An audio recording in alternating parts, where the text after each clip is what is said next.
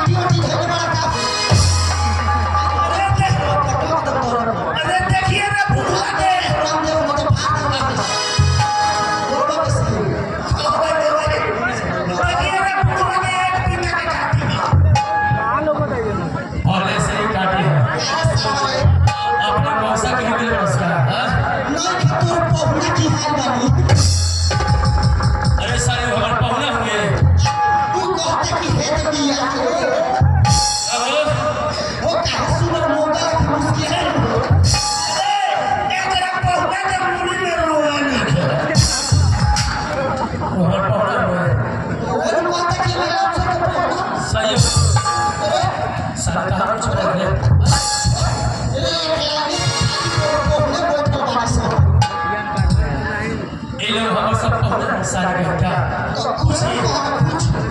अरे पुरो का साफ है ना खाने साफ साफ बताइए और सारे कहीं का अपन चढ़ल जवानी के क्रिया खाल को ना के पाती रे हां तोर पौना पानी रे तकेकर पौना सारे कहीं का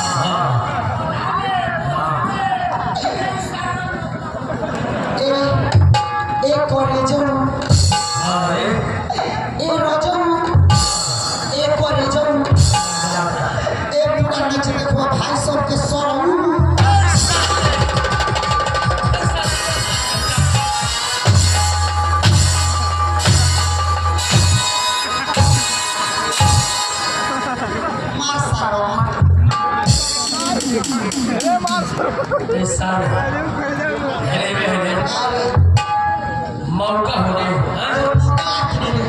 है करम होने ऐसा ढेर ज्यादा जमाई है बोल बे